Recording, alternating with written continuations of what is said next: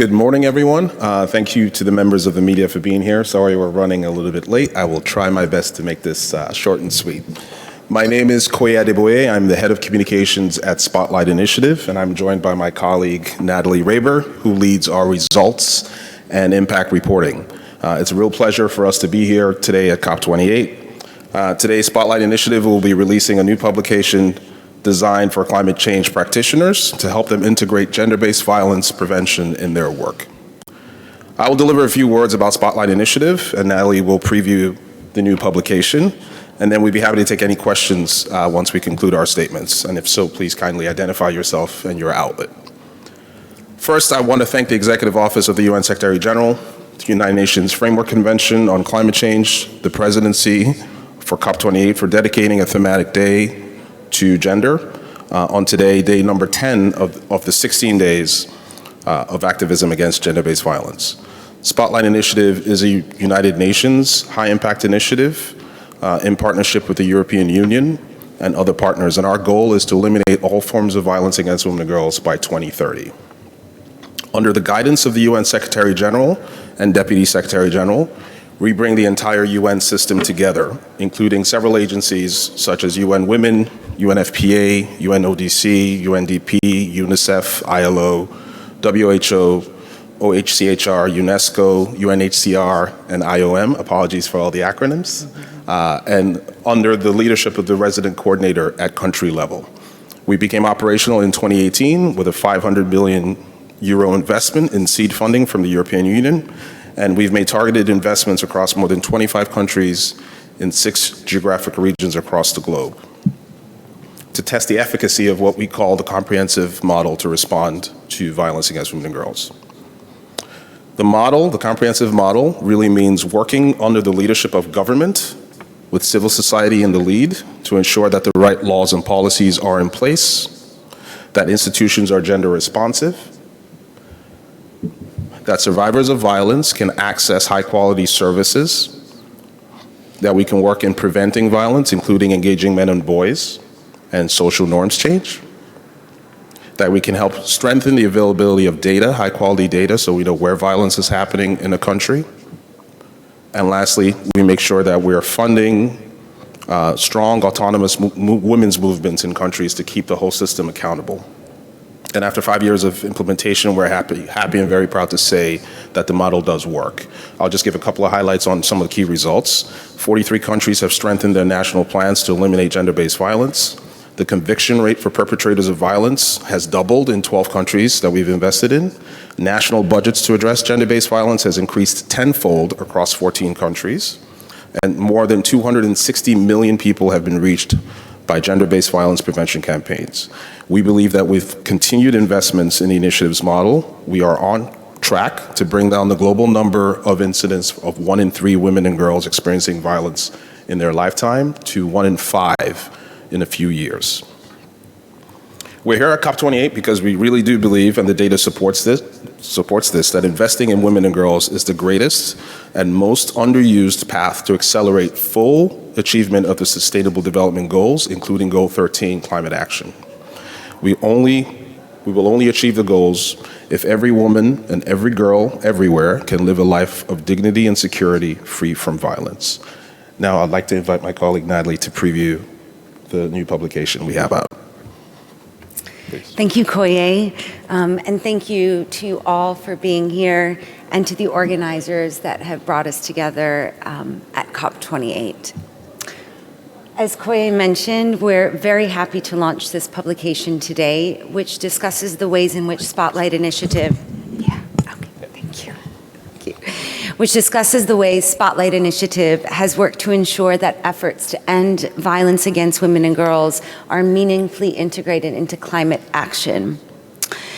The publication opens with an explanation of the myriad ways in which gender-based violence and climate change are interlinked. We know that the impacts of the climate crisis intersect with and amplify existing inequalities, including gender inequality, and exacerbate violence against women and girls. This includes, but is not limited to, intimate partner and family violence, sexual assault and rape, trafficking, and child marriage. How do these links work? As we just heard previously, climate change devastates livelihoods, fractures social networks, and displaces families and individuals. It destroys infrastructure and disrupts critical services, including for gender-based violence survivors. It also drives food insecurity, pollutes water and air, and increases the unpaid care burden borne disproportionately by women and girls. These stressors combine with existing structures and systems of inequality and heighten the likelihood of gender-based violence. We also know that women, human, and environmental rights defenders face violence, harassment, and retaliation for their critical work. And similarly, violence against women and girls, or the threat of violence, impacts women and girls' ability from actively participating in political processes, including climate negotiations. The publication then moves to how, given this, Spotlight Initiative is responding with several examples. And then finally, the publication wraps up with a call to action. It details 3 concrete ways climate practitioners can integrate gender-based violence prevention and response into climate action. These are, first, ensure that climate-related policies, frameworks, and funding instruments, including loss and damage funds, integrate measures to prevent and respond to violence against women and girls. Climate practitioners should partner with women's rights organizations and movements to do so. This will help ensure the relevance, responsiveness, and sustainability of climate action and drive climate resilience. Second, ensure the continuous provision of essential services for survivors of gender-based violence. Gender-based violence services are life-saving, and policymakers should work with providers to ensure quality services remain accessible and available before, during, and after climate-related disasters.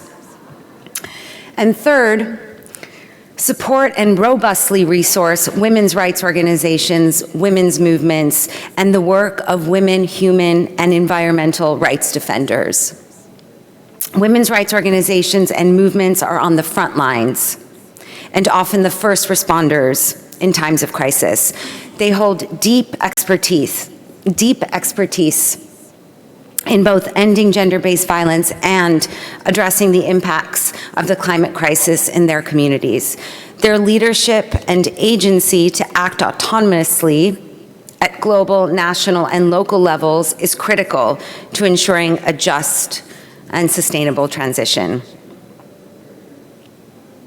And as Koye mentioned, if implemented, these 3 calls to action will accelerate progress across all Sustainable Development Goals, including Sustainable Development Goal 5 on gender equality and Sustainable Development Goal 13, which calls on all of us to urgently act to combat climate change and its devastating impacts. Thank you so much. Thank you very much, Natalie.